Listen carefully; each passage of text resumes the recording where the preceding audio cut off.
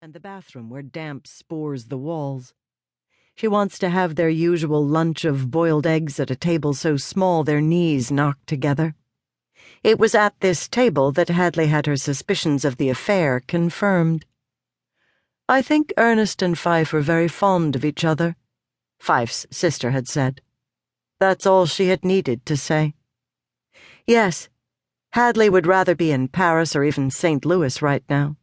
These cities which nurse their ash-pit skies and clouds of dead sleet.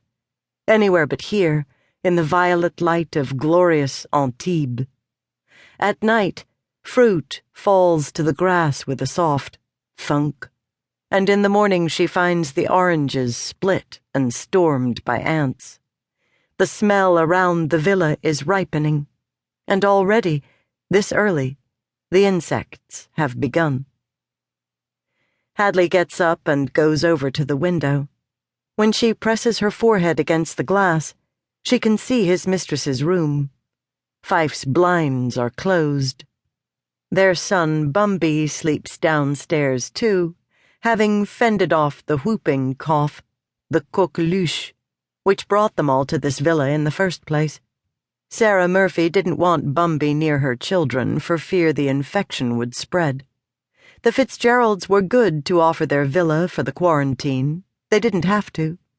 But when Hadley walks around the rooms touching their glamorous things, it feels awful to have her marriage end in the rented quarters of another family's house. Tonight, however, marks the end of their quarantine. The Murphys have invited them over to Villa America, and it will be the first time this vacation that the unhappy trio has been in the company of friends. To Hadley, the party feels both exciting and dreadful. Something has happened in the villa that nobody else has seen, as if someone has wet the mattress and not owned up to the fast-cooling spot in the middle of the bedclothes. Hadley climbs back into bed. The sheet is tense around Ernest. She tries to pull it back so that he'll think she hasn't left yet, but he has the cotton bunched in his fist. She kisses the top of his ear and whispers, "You've stolen the bedding."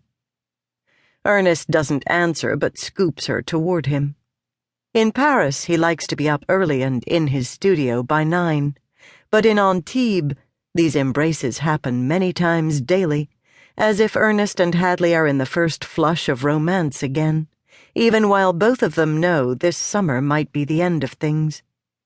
Lying next to him, she wonders how it is she has lost him, although perhaps that is not quite the right phrase, since she has not lost him, not yet. Rather, Fife and Hadley wait and watch, as if they are lining up for the last seat on a bus. "Let's go for a swim." "It's too early, Hash." Ernest's eyes are still closed, though there is a flicker behind the lids. She wonders if he's weighing both of them up, now that he is awake. Should it be wife or mistress? Mistress or wife? The brain's whisper begins. Hadley swings her legs over the side of the bed. Sunlight threatens to storm the room with a pull of the chain. She feels too big for this heat. All the baby weight seems to have thickened her at the hips. It's been so hard to shift. Her hair, too, feels heavy. "I'm sick of this place," she says, pulling her hand around her damp neck. "Don't you long for rain or gray skies, green grass? Anything." "Time is it?" 8 o'clock. Ernest paws at her shoulders. "No." "Why not?" "I just can't." Her voice catches on the last word. Hadley goes over to the dressing table and she feels Ernest following her with sorrowful eyes. In the mirror, her breasts spike under the nightgown. Bone-colored light fills the room when the blinds snap. He pulls the sheet over his head and looks a tiny thing under the bedclothes. Often she doesn't know what to make of him, whether to class him as a child or a man. He's the most intelligent person she knows, and yet sometimes her instinct is to treat him like her son. The bathroom is cooler. The claw-footed tub is inviting. She'd like to get in and run herself a